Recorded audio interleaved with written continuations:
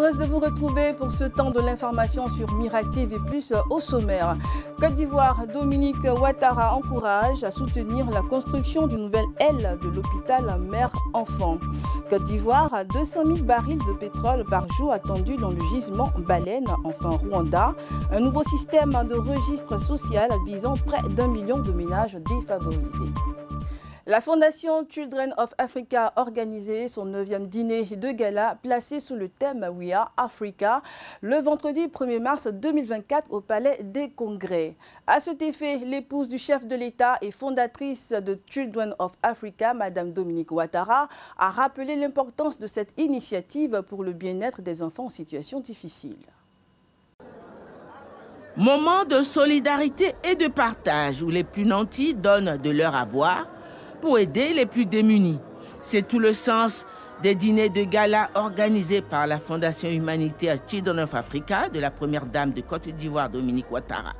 La 9e édition, organisée ce samedi 1er mars, a enregistré, comme les précédentes fois, une forte présence de personnalités de haut rang, au nombre desquelles le président de la République Alassane Ouattara, son époux, l'ex-président français Nicolas Sarkozy et son épouse Carla Bruni, qui a gratifié l'assistance d'une belle interprétation en duo avec le chanteur Maître James. L'illustre présence également de la première dame de la République démocratique du Congo, Madame Denise Tshisekedi.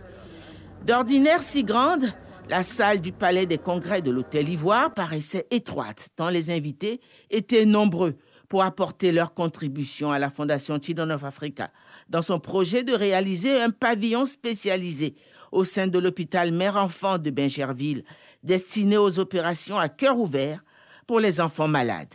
Chers amis, chers donateurs, grâce à votre soutien indéfectible, nous avons pu réaliser de nombreux projets dans les secteurs de la santé, de l'éducation et du social qui ont eu une incidence positive et durable sur la vie de milliers d'enfants à travers le continent. En 26 ans, nous avons posé des actions majeures et mis en œuvre les principaux projets suivants. Le lycée de Kong, l'hôpital mère-enfant de Bingerville, les 3 centres d'accueil pour enfants en détresse, le groupe scolaire d'excellence d'Abobo, la nouvelle case des enfants et le centre d'accueil pour les femmes victimes de violences d'Adiaké. Dans le secteur de la santé, l'hôpital mère-enfant de Bingerville est la réalisation phare de la Fondation. Ouvert en 2018, cet établissement sanitaire de référence internationale est à but non lucratif et permet d'offrir des soins de santé adéquats et à moindre coût aux populations. 25% des patients y sont pris en charge entièrement gratuitement. Si nous sommes ici ce soir, c'est en vue de lever des fonds pour la construction d'une nouvelle aile de chirurgie cardiaque à l'HME pour nos enfants malades du cœur. Cette nouvelle infrastructure spécialisée nous permettra de réaliser des opérations à cœur ouvert pour les enfants malades, notamment grâce à l'aide de la chaîne de l'espoir, notre partenaire à l'hôpital mère-enfant de Bingerville. C'est un projet ambitieux, mais je suis convaincue que nous pouvons le réaliser ensemble. Je ne peux que vous encourager à soutenir cette noble cause qui permettra de donner la chance à des milliers d'enfants de grandir épanouis, heureux et en bonne santé. Ce 9e dîner de gala comptait cependant une ombre à son tableau, le décès l'avant-veille de la marraine et grande donatrice de la Fondation. À l'entame de mon propos, mes pensées vont à ma très chère amie, la princesse Ira de Fürstenberg, marraine de la Fondation, qui nous a quittés brutalement il y a quelques jours. Ira était mon amie depuis 30 ans, toujours disposée à aider les enfants d'Afrique et les plus démunis. Elle a constamment été présente pour moi, aussi bien dans les moments heureux que pendant les épreuves difficiles que nous avons traversées avec Alassane. Elle était la plus fidèle des amies.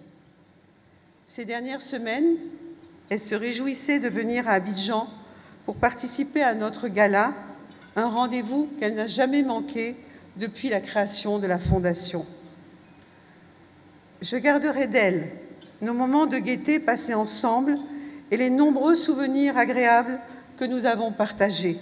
Partie à jamais, cette grande mécène de la Fondation a offert à titre posthume sa dernière création d'art, une paire de vases en pierre de lapis lazuli, vendus aux enchères au cours de la soirée.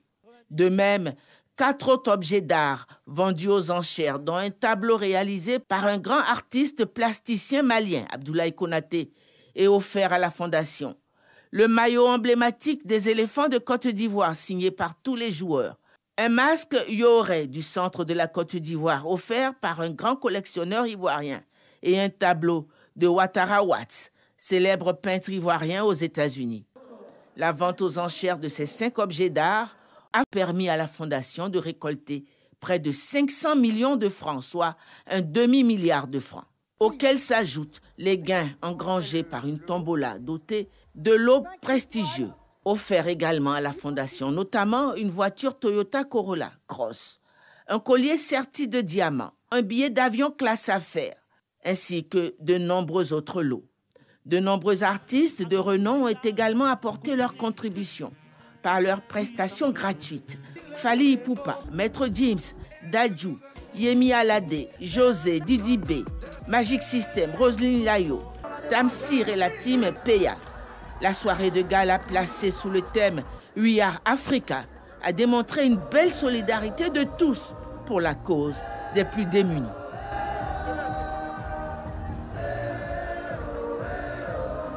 Un programme a été lancé par le ministère de la Solidarité en vue de créer un climat de fraternité et de cohésion sociale. Ce projet est le programme Cordial qui permettra aux populations d'être sensibilisées et aussi de préparer les esprits sur la culture de paix et de réconciliation.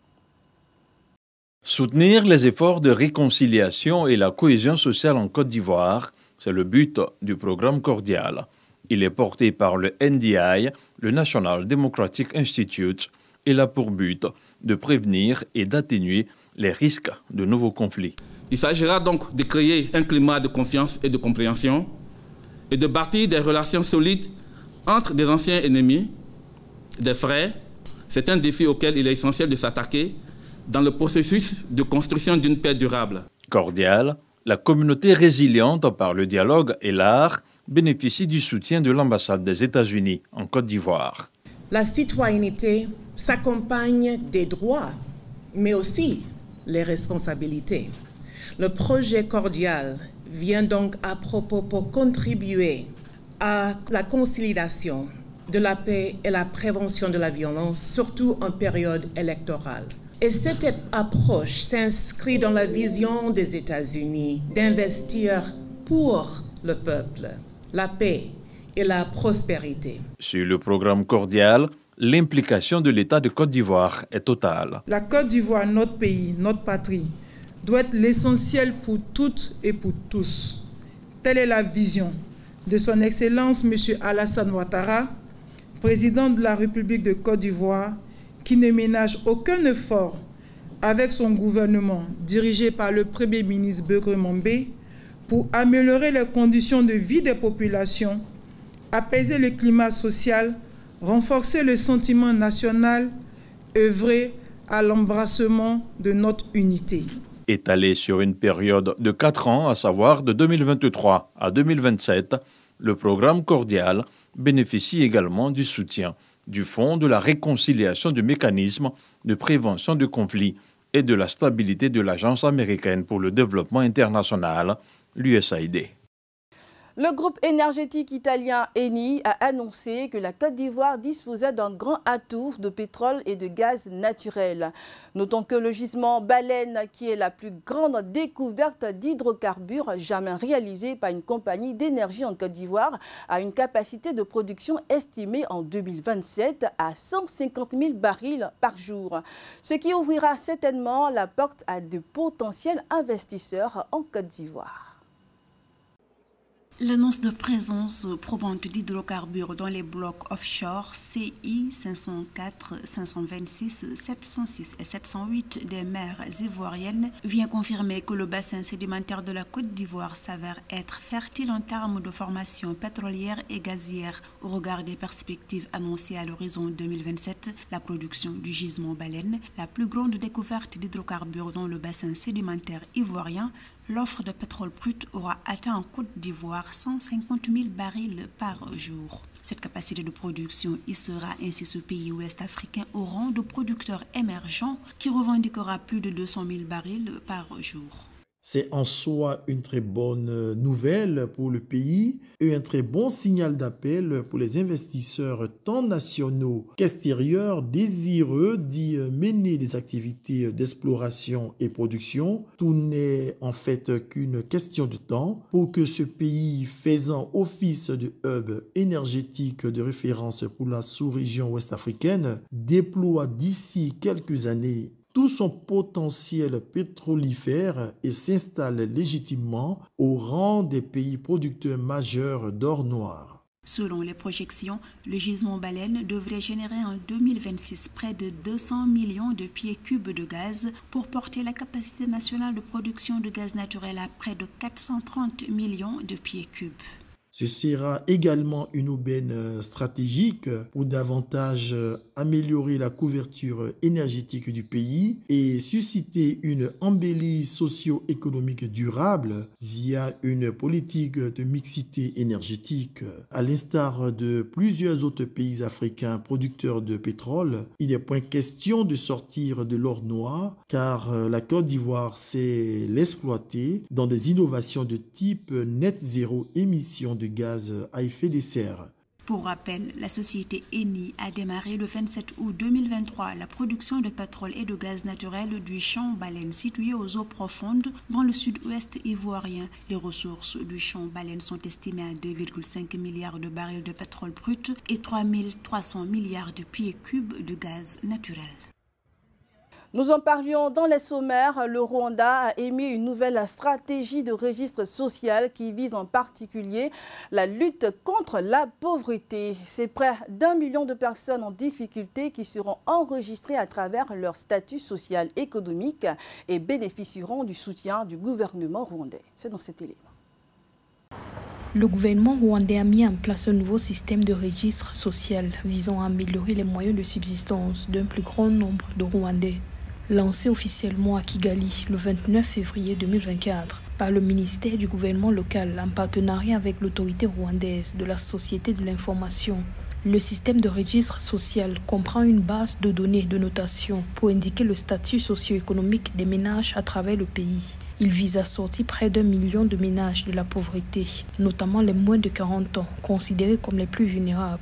Je pense que c'est un système qui permet la gestion d'informations des citoyens et aussi qui aide les décideurs de savoir qui a besoin de quoi et à quel niveau. Il faut que les gens qui bénéficient de l'aide sociale, après X temps, généralement c'est une période entre 3 et 5 ans, qu'ils passent d'une catégorie de pauvreté à l'autre. Donc il n'y a qu'un système de registre qui permet de visualiser les indicateurs de développement pour chaque ménage. Au Rwanda, par exemple, 1,5 million de ménages n'ont pas les moyens de payer des primes d'assurance maladie. Désormais, 70% de ces ménages peuvent les payer grâce aux nombreux programmes de protection sociale mis en place par l'exécutif. À l'instar de Ubudeye Categorization, 315 327 ménages devraient sortir de la pauvreté d'ici 2 ans, selon les perspectives gouvernementales. La nouvelle stratégie du gouvernement rwandais prévoit notamment des transferts sociaux efficaces, des formations techniques et de services de soutien spécifiques. Il y a différents programmes sociaux qui aident les citoyens, par exemple le programme qui aide les paysans à avoir par exemple une vache par famille pour ceux qui sont dans le domaine de l'agriculture et de l'élevage. Il y a aussi des programmes sociaux qui aident les gens à, par exemple les agriculteurs et les fermiers, d'accéder aux engrais chimiques. Selon les autorités rwandaises, les données issues du système de registre social amélioreront la planification du développement. Elles guideront également les partenaires qui souhaitent collaborer avec le gouvernement dans la mise en œuvre des programmes de protection sociale. Le nouveau système aidera à évaluer l'impact de ces programmes sur les communautés vulnérables. La stratégie nationale de transformation du Rwanda prévoit que l'extrême pauvreté doit être inférieure à 1% d'ici 2024. La population de l'ouest de la République démocratique du Congo est indignée face à la situation qui affecte leur environnement. En effet, ce sont plusieurs forages pétroliers qui partagent la vie des citoyens. La pollution fait partie des nombreuses répercussions qu'engendrent les sociétés pétrolières. C'est dans cet élément. Alors que la République démocratique du Congo cherche à étendre ses activités de forage dans l'ouest du pays, riche en minerais, certaines communautés s'inquiètent de l'aggravation de la pollution. Dans le village de Moanda, les agriculteurs constatent les dégâts que l'exploration pétrolière a causés sur leurs terres. Des récoltes flétries ont notamment coûté cher aux économies de leurs familles. Vous remarquerez qu'il y a de l'eau dans le sol, mais que les feuilles sont jaunes, comme s'il n'avait pas plu, et que tout cela est dû à la pollution. Même au-delà de ces arbres, ici, il y a un puits de pétrole, et là-bas, à 100 mètres, il y en a un autre, et à 500 mètres, encore un autre.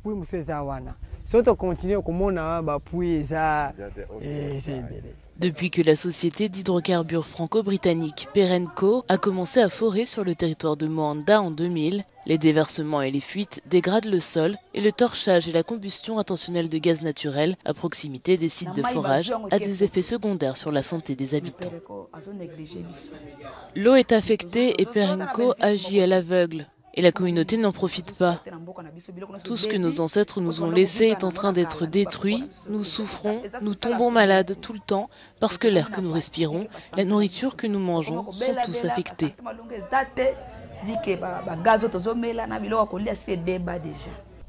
Jusqu'à présent, les forages ont été limités à un petit territoire au bord de l'océan Atlantique et au large des côtes, mais cela devrait changer si le gouvernement parvient à vendre aux enchères 30 blocs de pétrole et de gaz répartis dans tout le pays. Le cadre juridique congolais est censé garantir que les communautés sont pleinement consultées sur les investissements et les développements industriels sur les terres. Dans l'ensemble, ces dispositions ne sont pas vraiment respectées. Mais je pense que l'une des clés de ce processus est l'établissement de droits légaux sur leur territoire par le biais de forêts communautaires, car en fin de compte, cela leur donne le pouvoir de décider de ce qui se passe sur ces terres. Face à l'enthousiasme du gouvernement se dresse la vigilance de certaines communautés, de groupes de défense des droits et d'organismes de surveillance de l'environnement qui avertissent sur les risques de nuisance au paysage et à la santé humaine qu'engendrerait une expansion du forage. C'est de façon démocratique que les syndicats suisses ont voté pour l'augmentation d'un mois de pension. Ils ont fait parvenir avec brio une proposition au suffrage universel. Le vote est considéré comme historique. Les Suisses ont voté en faveur de l'instauration d'un 13e mois de pension pour les retraités. La proposition a été portée par les syndicats et soutenue par la gauche, mais vivement critiquée par la droite, majoritaire dans le pays. C'est la première fois que les syndicats parviennent à faire adopter une proposition par démocratie directe. Alors que le pays est confronté à une population vieillissante, les électeurs se sont également prononcés contre le relèvement progressif de l'âge de la retraite de 65 à 66 ans. C'est tout pour cette édition de l'information. Un grand merci à toute la rédaction. Un grand merci au service cadrage montage avec leur responsable, M. Abel Oundoli. À la réalisation, le chef du service réalisation, M. Georges Tano. Je vous souhaite à toutes une bonne suite de programmes sur Miracle TV+.